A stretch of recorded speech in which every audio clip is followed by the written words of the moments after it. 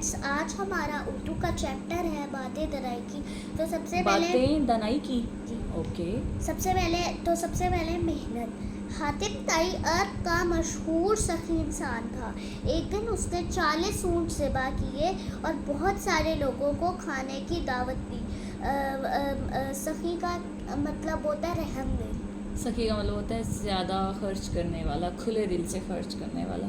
اور بہت سارے لوگوں کو کھانے کی دعوت دی. کھانا شروع ہونے سے پہلے کسی کام کی غرض سے جنگل میں گیا. وہاں اس کی نظر ایک لکڑہارے پر پڑی جو لکڑیوں کا گٹھا باندھ رہا تھا تاکہ اسے بیچ کر روزی کمائے. گٹھا کا مطلب ہوتا ہے جو ہم لکڑیوں کو اکٹھے باندھتے ہیں، اس کا وہ. حاتم طائی نے اس سے کہا آج بہت سارے لوگ حاتم کے دسترخوان پر جمع، تم بھی جاؤ اور حاتم کے مہمان بنو. لکڑہارے نے کہا جو شخص اپنی محنت سے روٹی کھاتا ہے وہ حاتم طائی کا احسان نہیں اٹھاتا. کیا بات ہے، بہت بہت گہری اور دنائی کی بات ہے. کہ مطلب جو شخص اپنی محنت سے کھاتا ہے اور کسی سے روٹی نہیں لے کر کھاتا، وہ کسی سے اس طرح مانگتا نہیں اور احسان نہیں اٹھاتا کسی کا. وہ بہت بہتر، اللہ کی نظر میں بہت افضل مما ہے. احسان کسے کہتے ہیں؟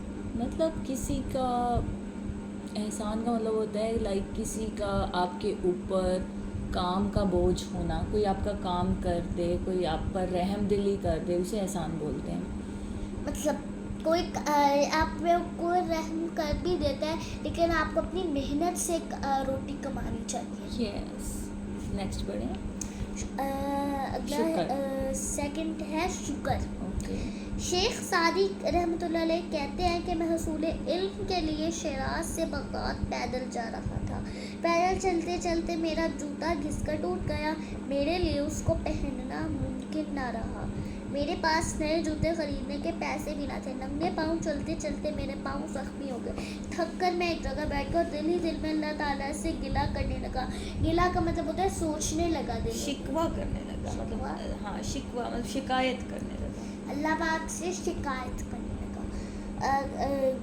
تھک کر میں ایک جگہ بیٹھ کر دل ہی دل میں اللہ تعالیٰ سے گلہ کرنے لگا کہ اے اللہ تعالیٰ، اگر تو نے مجھے رقم دی ہوتی کہ میں پیدل سفر نہ کرتا، نہ میرا جوتا ٹوٹتا، نہ میرے پاؤں زخمی ہوتے اور نہ مجھے یہ تکلیف برداشت کرنی پڑتی.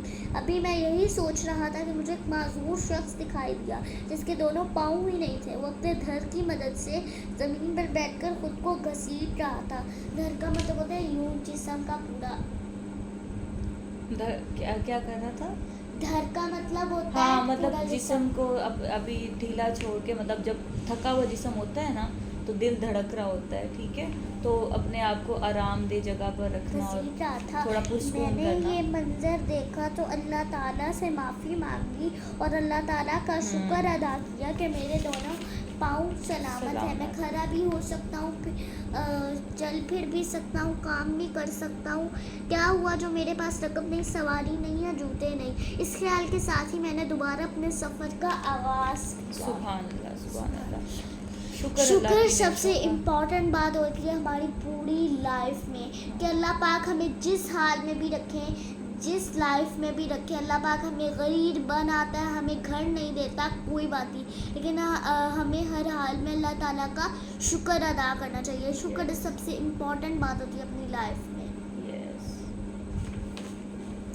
آگے تھرڈ پہ علم و دولت. علم اینڈ دولت. حجاب کا فیوریٹ ٹاپک. حجاب کو علم حاصل کرنے کا اور پڑھانے کا بہت شوق ہے. مصر میں 2 بھائی رہتے تھے. ایک کو علم حاصل کرنے کا اور دوسرے کو مال و دولت جمع کرنے کا شوق تھا. یہ بالکل میرے اور بھائی پہ ڈیپینڈ کرتا ہے. ایسے نہیں کہتے، نہیں، بھائی بھی پڑھتا ہے. چلو، بھائی پڑھتا تو ہے. علم کا شوقین عالم بن گیا اور مال کی محبت رکھنے والا شاہی خزانچی بن گیا. ایک دن دولت مند بھائی نے اپنے عالم بھائی کو حقارت سے دیکھتے کہا. حقارت مطلب غرور سے دیکھتے کہا، نیچا دکھاتے ہوئے، ہم تو خزانے کے مالک بن گئے اور تم مفلس ہی رہے. مفلس مطلب تم غریب ہی رہے. عالم نے جواب دیا بھائی جان، میں تو اس پر اللہ تعالیٰ کا شکر ادا کرتا ہوں کہ اس نے مجھے پیغمبروں کے میراث علم عطا کیا، لیکن آپ کارون کی میراث دولت پر فخر کر رہے ہیں. علم و دولت ہماری لائف میں سب سے امپورٹنٹ ہوتی ہے کہ اللہ پاک نے اپنی ایک آیت میں بھی فرمایا ہے ربی زدنی علما. یہ اللہ نبی پاک صلی اللہ علیہ وسلم کی یہ دعا ہاں تھی. اللہ پاک نے آپ صلی اللہ علیہ وسلم کو علم سکھانے کے لیے یہ دعا سکھائی تھی. ہاں بیسیکلی یس.